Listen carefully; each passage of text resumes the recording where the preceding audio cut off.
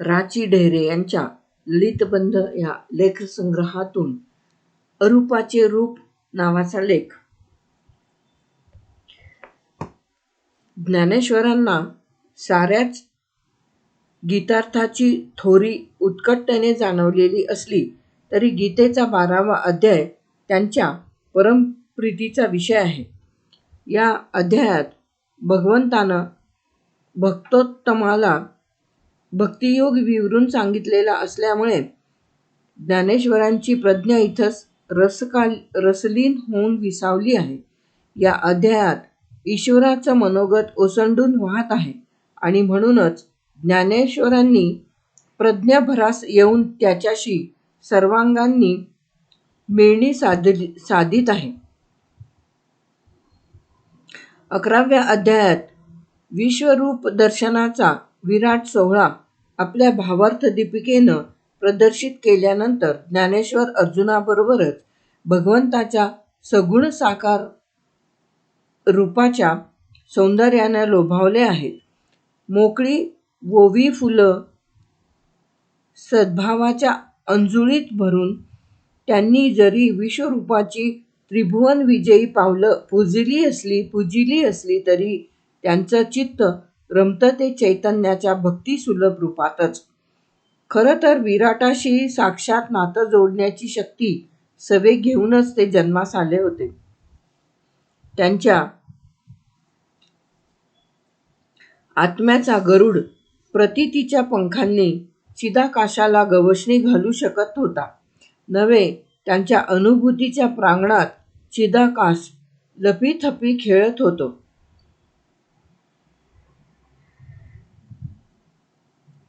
परंतु तरीही भक्तीचं हळवं हिरवं माधुर्य त्यांना हवंहवंसं वाटत होतं. भक्तीनं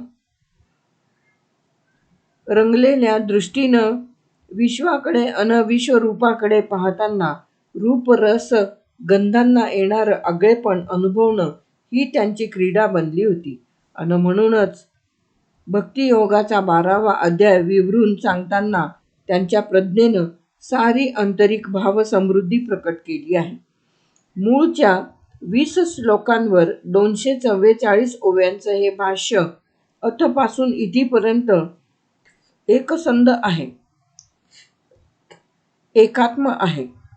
कृष्णार्जुनाच्या अतूट नात्याचा सारा जिव्हाळा उरी साठवून प्रकटलेला आहे. पहिल्या 19 ओव्यांच्या प्रस्तावात ज्ञानेश्वरांच्या गुरुभक्तीचा विलास अनुभवायला मिळतो. गुरुदृष्टी हीच कोणी मायाळू माऊली आहे. आपण तिचं लढीवाळ बाळ आहोत. ती आपले सर्व भावे लाड करीत आहे.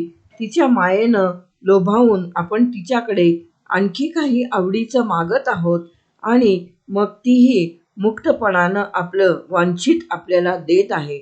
अशा वत्सल रसानं रंगलेल्या रूपकांत ज्ञानेश्वरांनी या अध्यायाचा प्रस्ताव केला आहे. ज्ञानेश्वरीतली अध्यायारंभीची मंगलाचरणं वैशिष्ट्यपूर्ण आहेत. त्यातलं हे अविस्मरणीय मंगलाचरण आहे. विषय व्याळानं मिठी मारल्यामुळे मरगळलेला साधक गुरुदृष्टीनं मोकळा होऊन उठतो. तिच्या कृपारसाचे कल्लोळ उसळले की त्यात न्हाऊन निघालेल्या साधकाचे ताप निवतात, शोकाचा दाह शमतो.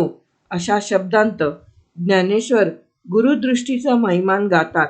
गुरुदृष्टी ही मायाळू माऊली साधकांना योगसुखाचे सोहळे दाखवते, त्यांचे सोहमसिद्धीचे लळे पाळते, त्यांना आधारशक्तीच्या मांडीवर घेऊन कौतुकानं वाढवते, हृदयकोशाच्या पाळण्यात घालून अनाहताचं अंगाई गीत गाऊन त्यांना जोजवते, समाधिबोधाची समजूत घालून त्यांना निजवते,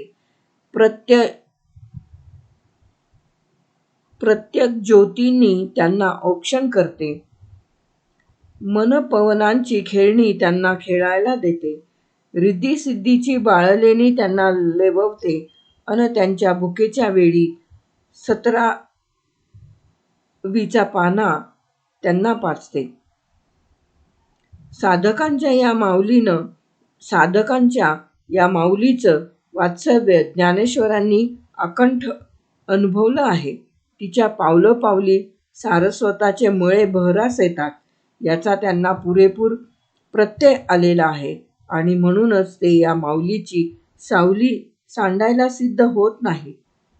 या माऊलीच्या आज्ञेने गीता निरूपणाला सिद्ध होताना ज्ञानेश्वर तिच्याजवळ जो प्रसाद मागतात तो त्यांच्या रसिक दृष्टीचा प्रत्यय घडविणारा आहे. ते म्हणतात, हे माते, तू या मराठीच्या प्रांतात नवरसांनी सागर भरून टाक. त्यात औचित्याची विपुल रत्न निर्माण कर. भावार्थाचे पर्वत उभे कर. साहित्य सोन्याच्या खाणी उघड. पाखंडांची दऱ्या दरकुट आणि प्रत्ययहीन शब्दांनी उठवलेल्या वादंगाच्या आडवाटा नाहीशा कर.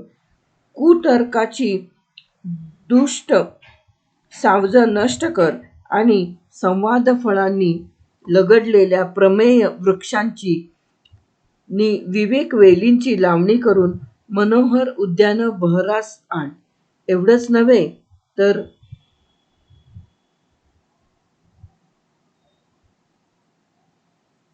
ज्ञानदेवांची ही कृपा याचना केवढ्या श्रीमंतीनं भारलेली आहे. याचक दात्याहूनही श्रीमंत आहे असं वाटतं ही वैभवशाली याचना पाहून.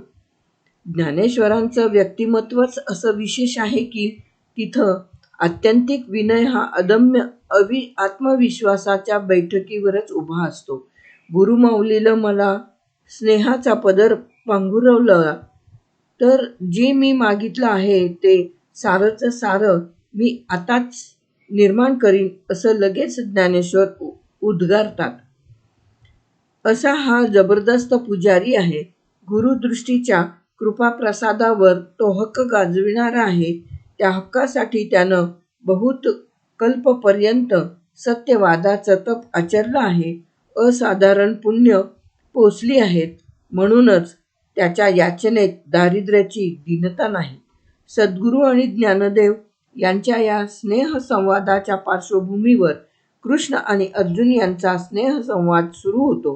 गीतेत कृष्णार्जुनाचा संवाद आहेच, परंतु तिथे तो एक विशिष्ट कथन पद्धती म्हणून स्वीकारलेला आहे. ज्ञानेश्वरीत मात्र तसा तो केवळ औपचारिक पातळीवर राहिलेला नाही. इथं या वाङ्मयसृष्टीत शब्दांची सारी धूसरता दूर सारून योगेश्वर कृष्ण आणि धनुर्धर अर्जुन आपल्या सख्य भावाचं सारं माधुर्य प्रकट करीत जणू प्रत्यक्ष वावरत आहेत. परस्परांवर स्नेहाचं शिंपण करीत आहेत. कधी रागावत आहेत, कधी परस्परांना चिडवीत आहेत, कधी प्रीतिपडीभारानं परस्परांच्या मिठीत विसावत आहेत, कधी एकत्वात विरून जात आहेत, तर कधी स्नेहसुखाचा अनुभव घेण्यासाठी दुजेपणाचा हव्यास धरीत आहेत. सद्गुरू नि ज्ञानदेव आणि कृष्ण नि अर्जुन यांची नाती ज्ञानेश्वरीत गंगा यमुनांच्या प्रीतिसंगमाप्रमाणे प्रयाग तीर्थाचं स्वरूप पावली आहे.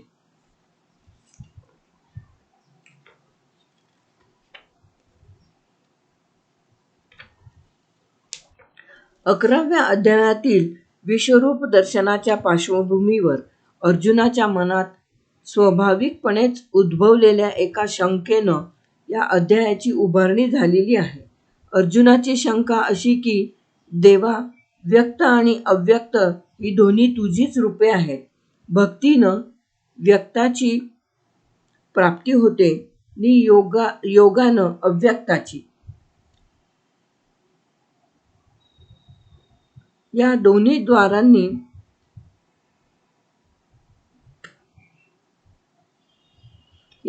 द्वारांनी जर तुझ्या प्रत येता येतं तर मग यांत अधिक श्रेष्ठ कोण, भक्त की योगी?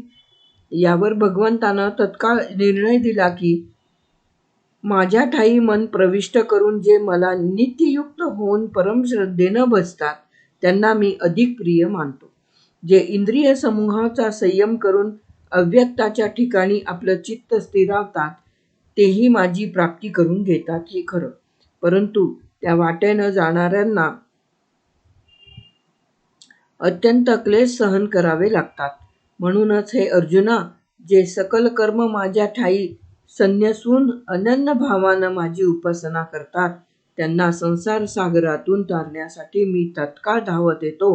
हे ध्यानी घेऊन तू माझ्या ठायी मनबुद्धी प्रविष्ट कर, म्हणजे माझं रूप पावशील. जर माझ्या ठायी चित्त एकदम प्रविष्ट करणं शक्य झालं नाही, तर अभ्यासानं हळूहळू विषयांचा निराश करीत करीत चित्ताची एकाग्रता वाढव.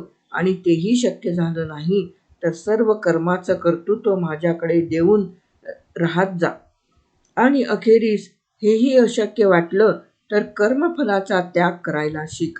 ज्ञानाहून अभ्यास, अभ्यासाहून ध्यान आणि ध्यानाहून कर्मफल त्याग श्रेयस्कर असून कर्मफल त्यागानं शांतीचा लाभ होतो. अशा प्रकारे माझी भक्ती करणारा भक्त कसा असतो? तो कोणाचेही द्वेष करीत नाही. सर्व भूतांविषयी मैत्री बाळगतो.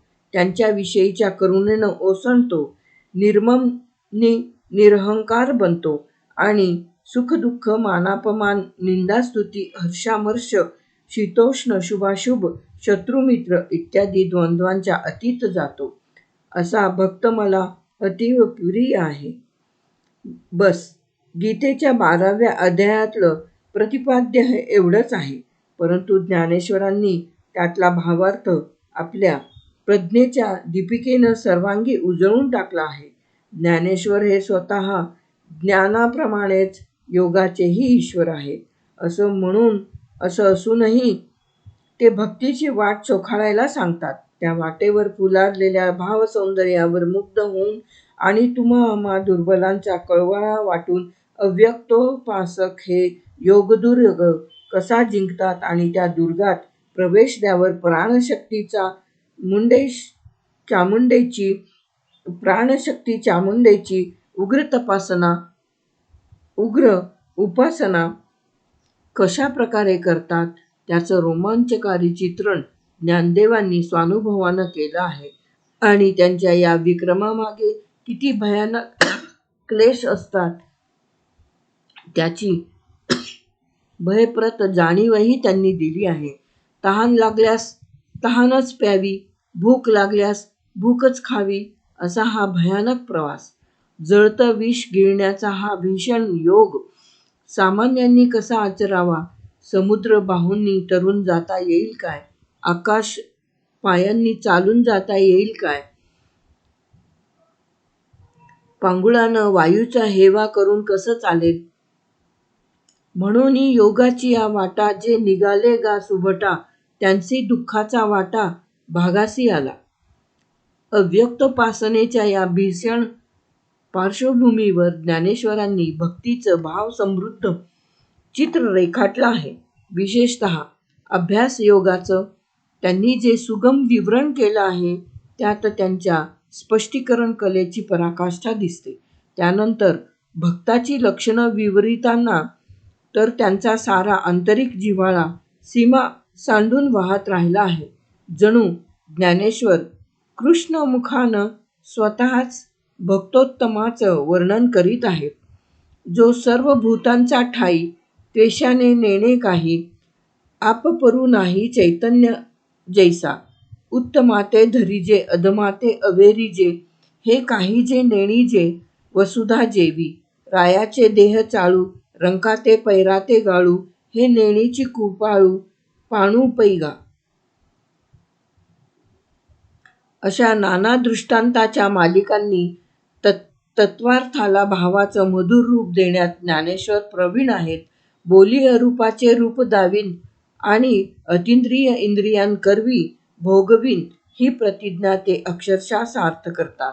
भक्त आपल्याला किती प्रिय आहे याचं वर्णन भक्तमुखानं करताना ज्ञानेश्वर म्हणतात, हे विश्वची माझे घर. अशी ज्याची मती स्थिर झाली आहे, किंबहुना जो चराचराचं स्वरूप पावला आहे, त्याला मी भगवंत स्वतःच नमस्कार करतो. एवढंच नव्हे तर त्याला मस्तकी धारण करतो, त्याचे टाक कंठी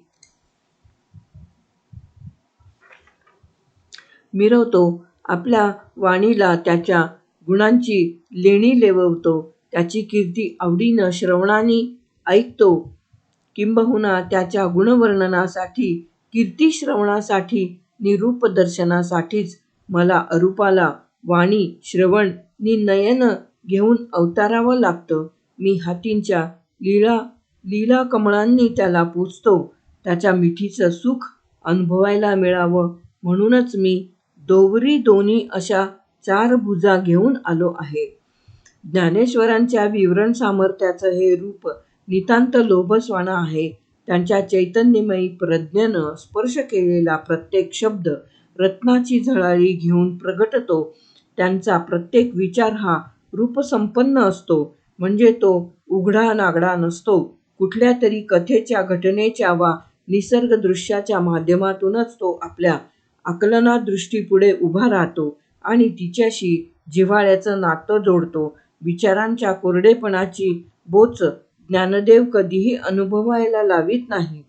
रसरशीत अनुभवाच्या स्वरूपातच आपण त्यांच्या विचारांचा स्वीकार करतो, किंबहुना ते विचार आपल्याला नकळतच आपल्या अंतरीच्या घरट्यात येऊन सलगी करू लागतात. मी आपल्या वाणीनं भक्ताचे गुण गातो, असं ज्ञानदेवांचा भगवंत म्हणत नाही, तर तयाचिया गुणांची लेणी लेववू आपुला वाणी असं म्हणतो. इथं वाणी ही भगवंतासवेच समूर्त बनते, भक्तांच्या गुणांना रत्नांची कळा लाभते आणि ती सजीव साकार वाणी अलंकरण प्रिय कामिनीच्या स्वाभाविक लालसेनं आपली सुडल सुंदर गात्र त्या गुणरत्नांनी सजवीत राहते. अशा वेळी पार्थिव आणि अपार्थिव, लौकिक आणि अलौकिक यांच्या सीमा धूसर होतात. पौर्णिमेचं आकाश सरोवरात उतरावं तसं अमूर्त विचारांचं गूढ विश्व चेतनमूर्तीचं सौष्ठव देऊन अवतरतं अन त्या अनेकानेक मूर्तींच्या मेळांनी सजवलेलं कलेचं कैलास लेणं अनुभवताना श्रोता भावसमाधीत धुंद होऊन जातो. लेख समाप्त.